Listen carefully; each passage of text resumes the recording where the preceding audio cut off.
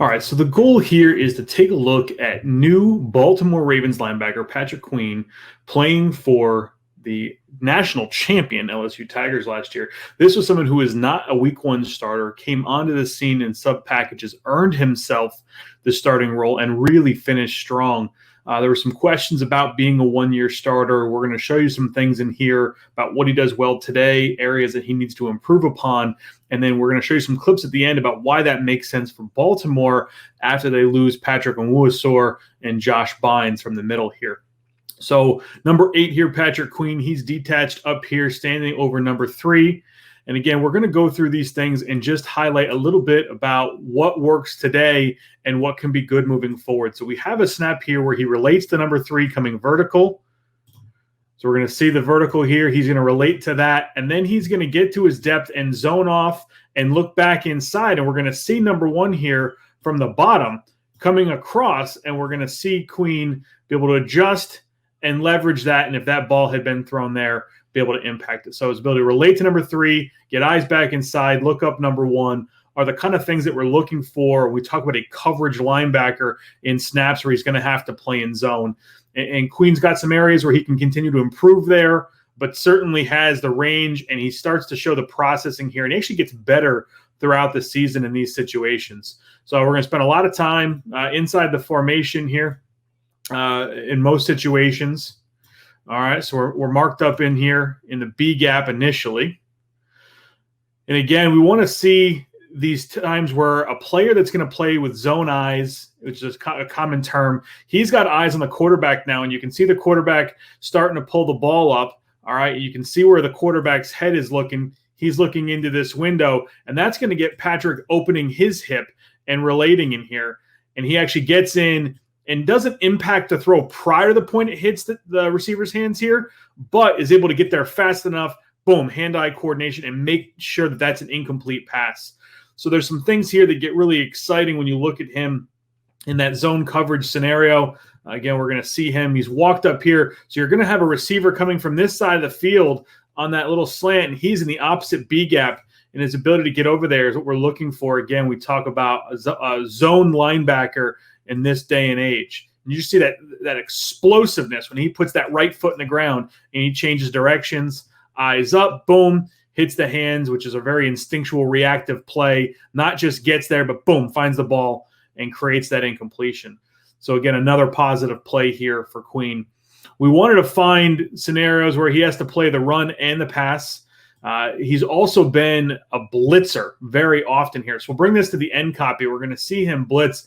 And one of the knocks on him in this cycle was just weight. You're going to see here when he turns around, he doesn't have the broadest hips.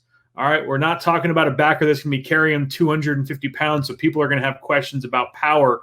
I don't have questions about his explosiveness on contact when he hits it with aggression, which is something that we're going to see here.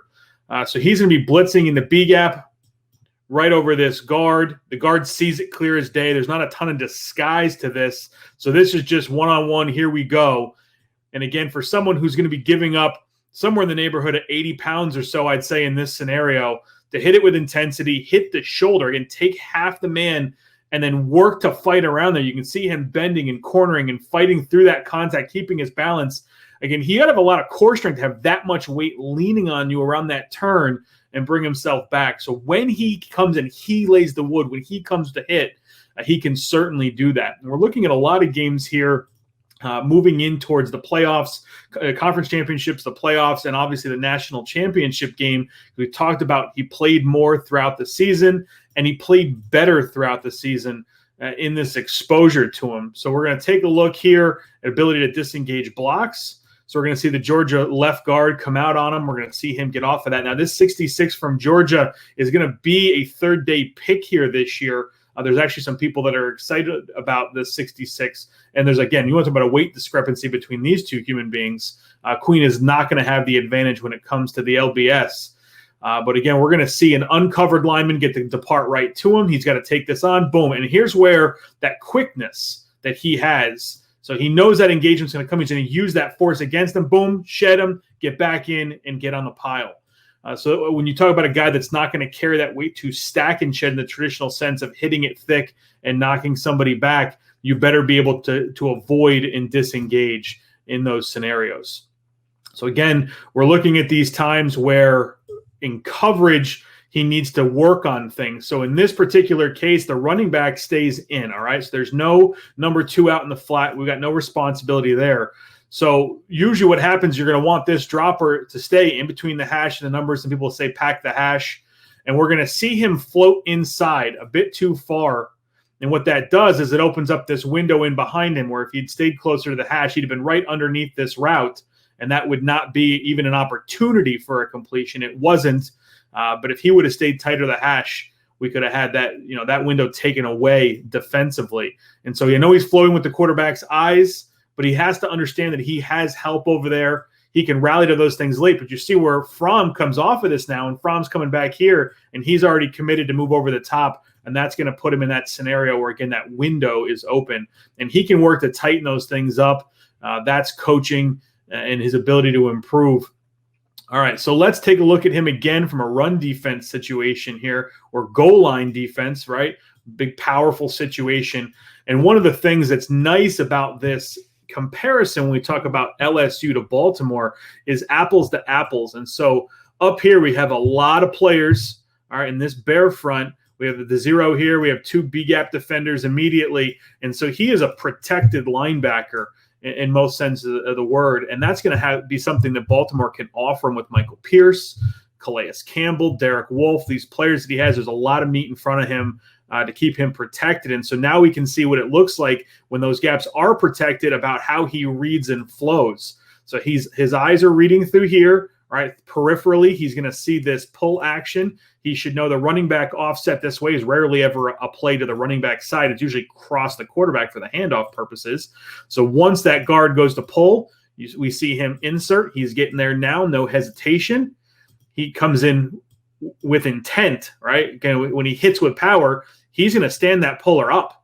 And look what that does to the running back. The running back actually gets into the puller's back because instead of Queen getting knocked out of the hole by the puller, he actually knocks him back. So again, when he brings his power, it can be impactful, and just need that, that from him more often. And again, when he feels protected, that's going to be a real asset to him. So I'll take this run play again here to the end copy. Usually way easier to see this, especially when the back's to us here. So we have the A and B gaps pretty well protected. Again, so a player that doesn't have the weight here stacked in behind that, he can flow way easier, but he's got to read it. If you're going to be a protected player, you have to read and see where things are going. This is one of those scenarios where they're going to have to clean up some of his keys. He's most likely keying this center. When that center starts to move this way, he starts to match. The unfortunate part about it is now we got that cross key. All right, we got somebody coming back across. He's a step late, but this is where his athletic ability is really impactful. Most linebackers would get washed down here by this left tackle coming down to block him, and he's able to sneak inside of it. Even being a beat late, boop, he's inside, and now on to Travis Etienne, who's one heck of a running back, and make that collision there for very little gain. So again, areas for him to clean up. He's got to tighten up some of the processing stuff. He sees a lot of things well, but some of those cross keys he's going to have to get better with. Some of the zone eyes he's going to have to get better with. And again, this is one of those times we talk about bringing his power, bringing his intent. So again, he's protected. He's playing backside, which is fine. He's going to have that responsibility because backside here we have an A-gap player and a C-gap player. So we don't exactly know how they did this, if he's a fallback or if he's a flow. So right now he's slow playing this. He's slow playing this. The running back hasn't declared. So he's mirroring. He's matching. Okay, now the running back declares. Now he's got to get in this hole and meet this running back, and he's unblocked to do so. We would like to see stop for no gain. He squats here. You can see this body position. All right, it's like he sat in a chair or he's squatting in the woods. And what happens, he absorbs contact. Now, he still finishes the tackle, right? He's down, he's low, he's on the thigh pad, he wraps, he grabs an ankle. So there's no broken tackle, but there's leakage here. Where, again, if he came with intent like we've seen before against the puller, it would have been a great opportunity for him to be disruptive there.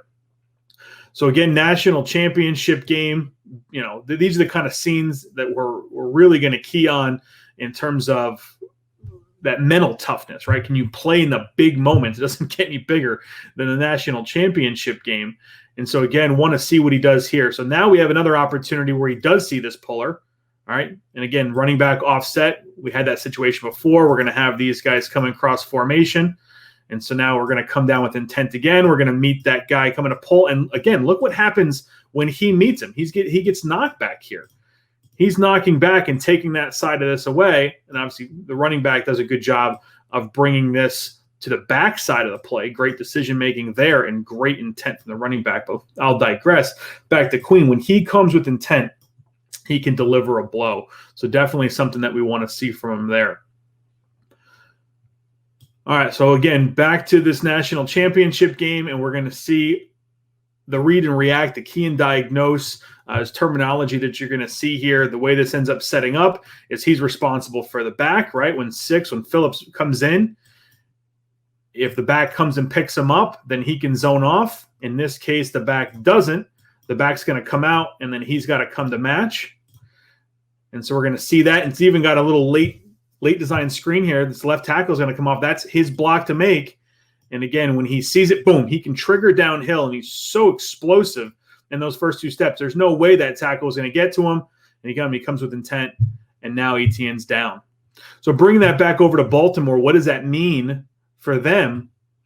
Onwuasor here, again, was a player that they brought in. He's got some experience at safety, had some experience at linebacker, worked his way up in the practice squad, did a heck of a job earning himself a role, but he has now moved on, and Baltimore needs someone to come and fill in. And I want to show a few plays here from him that remind me of the things that we just saw from Queen in areas where, again, we feel like he can step up. So this is straight man here on the tight end, goal line situation. He's going to hit it thick. And then we're going to have that power through. And again, this is where we talked about Queen's going to have to come with intent. If he's going to be in those situations, which clearly Baltimore's going to call these kind of coverages, he's got to be all over that. And athletically, I don't think there's any question that he can be in that situation. He just has to match up physically in those scenarios and play tough, play with hands, and be in proper position. So we're going to see Baltimore use this inside backer in their system that way. All right, we're also going to see them in these mug looks, these double A gap, sugared A gap, however you want to phrase that. There's a lot of that action league-wide, but certainly Baltimore is bringing that to the table. All right, and so again, we wanted to see what happens when he rushes. And this is something that we saw a lot from Queen. We saw a couple of those example plays. We'll bring this to the end copy to show you what it looks like. But again, we're talking about the fit. Can Queen come and replicate this? So again, mugged up in the A gap. It's time to come. What does that look like? Can he come with intent? Now they get the slide side here, but you got to find a path. You got to find a way. And Onwuasor keeps fighting, and ultimately comes in to make this play. Is in position to make this play. He falls off it. And again, this is areas where I think Queen is a step up from what they had last year in Baltimore. Queen would be in the same situation. I do feel like he'd fall back, and I do feel like he'd secure that play there. So I think Baltimore is seeing things that they just used last year from a player that was an athletic player that was converted to linebacker, and something that they can, again, immediately use here. So Onwuasor here, stacked backer, same alignment we saw from Queen. We see flow, and then that back entry angle. All right, that backdoor play. And again, we saw this from those entry points before. So again, 48 here. He's going to see this play away. All right, and then he's going to see his opportunity to backdoor jump in there. And again, all things that we saw from Queen. And again, I think Queen has a better first two steps in terms of that closing speed than Patrick did here. All right, so again, just looking at these comparable situations, now we have an opportunity to get off a block. All right, again, we'll bring this to the end copy here. So we're going to have a guard that can immediately release, uncovered player. They bump off. Now we're up. And here's that one-on-one matchup, right? And we saw him do this against 66 from Georgia and Shed. We saw when he blitzed against Mississippi State, how he engaged here. And so what's this going to be like for what Baltimore had last year? Well, Onwuasor gets covered up, knocked off. And then again, while Onwuasor has speed, doesn't have that explosive. Those first two steps are fine, but they're not dynamic. And he actually gets his angle challenged here, and he has to fade up, and finally run him out of bounds. Great effort play. But this is one where I feel like Queen would have a chance to get him down near the 30 as opposed to picking up an additional 5 yards.